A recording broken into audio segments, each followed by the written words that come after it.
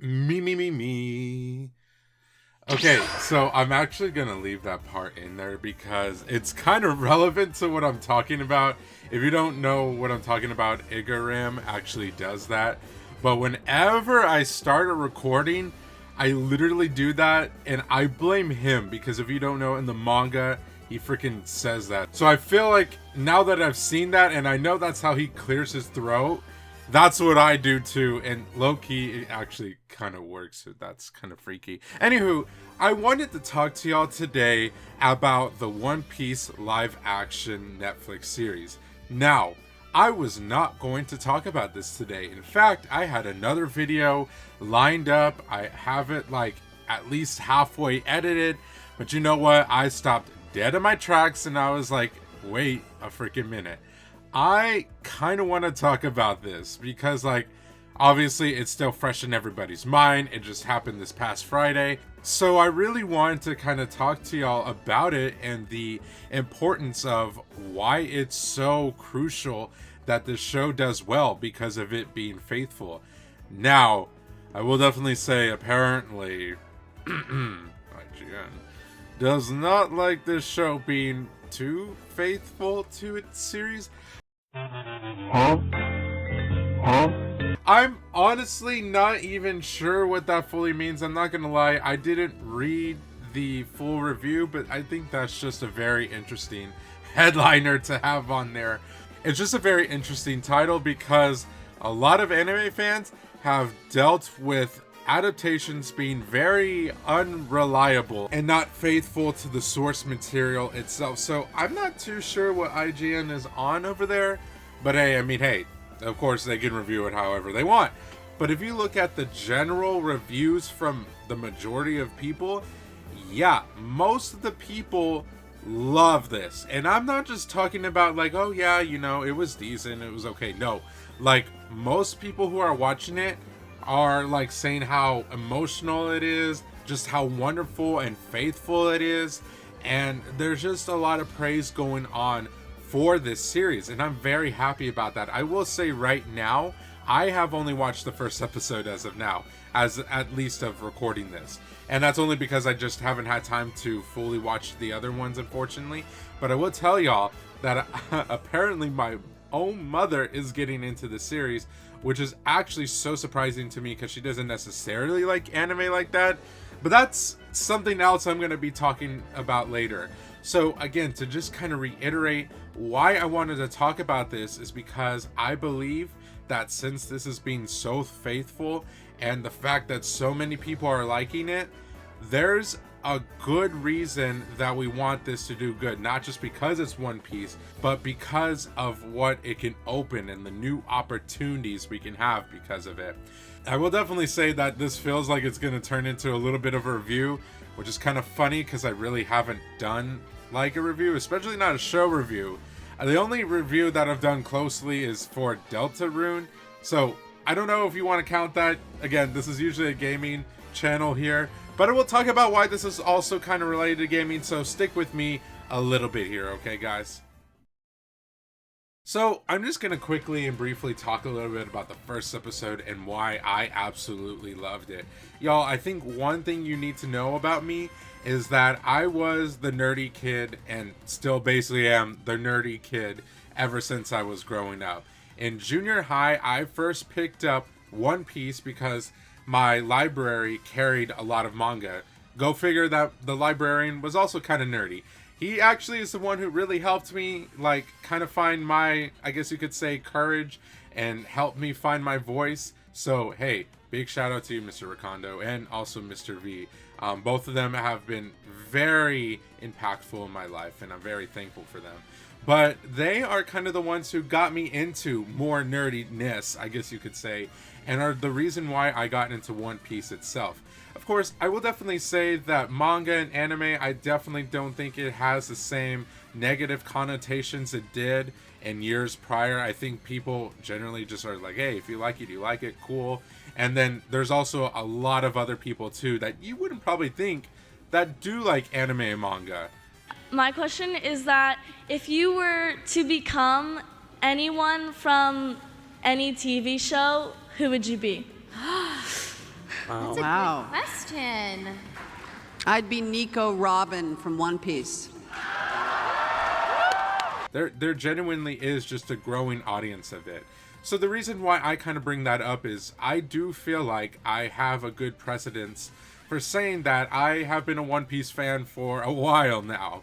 And I definitely do understand the source material well enough to be like, hey, this is kind of weird. Like, if they put something in the show that was like, no, this just does not fit One Piece at all, it'd be something I would call out.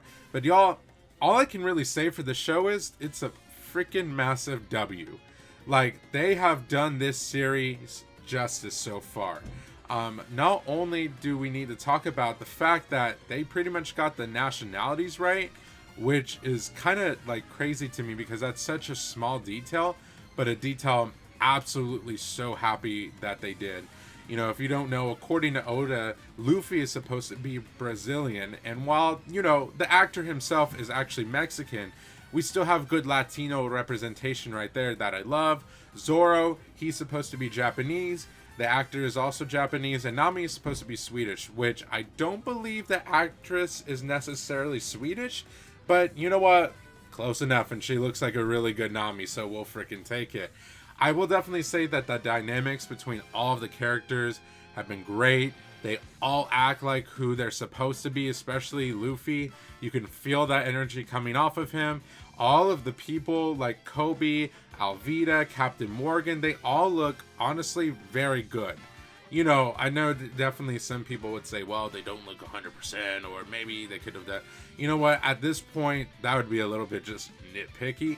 Because for a live action, y'all, this is actually really freaking good. I'm not gonna lie, especially for a live action anime, that's almost unheard of to get everything right.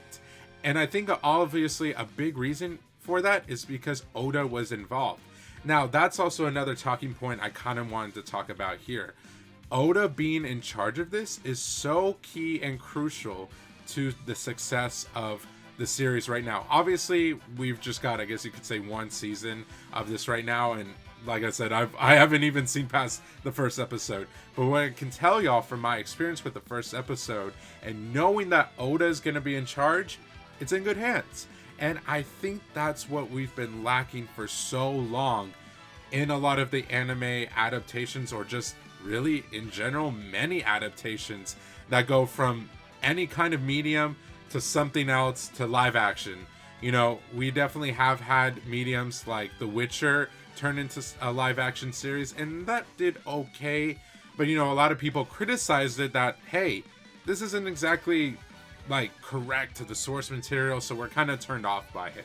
So what I'm saying is we definitely need more creators to be hands-on in the future for a live action series to do well.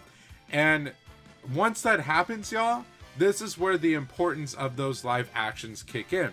You know, now that we have a good quality live action series with One Piece, and now that we know that it has a good direction with the creator overseeing it and making sure, like, hey, if this doesn't fit, he's gonna definitely say, hey, I don't want this, you got to take it out, or you got to add this, and whatever have you. We were all able to get on the same page and discuss together. And then yeah, Sensei Oda kind of had this sort of like overarching, you know, presence over the whole thing. So sort of once our team we're all kind of like, cool, we're feeling like we're in a good space, let's get his feedback and, you know, do what we need to do to make him happy, because obviously having his blessing is absolutely critical. I think from now on, a lot of companies such as Netflix who make these shows are gonna make sure that they want the creator to be front and center making these decisions. It's kind of the same thing, you know, obviously, even though we haven't seen it yet, with the FNAF movie that's coming out, with Scott being so closely attached to the movie, a lot of people have faith that the movie is going to be at least very enjoyable without getting too crazy or just, you know, going all over the place without it having a rhyme or reason to do so, right? So with that being said, if we can kind of mimic this thing that we have going on with One Piece, we can get a lot of better quality live action series, including gaming series. So, there have definitely been multiple live action gaming series, but a lot of them just end up flopping because, for one, it can definitely be hard to translate a game into a live action series. But again, if you don't have that creator perspective, and if you're kind of just going based off of quick synopsis of the character, or if you don't know too much about how to go about that character and their dynamic, it's usually just not going to end up well.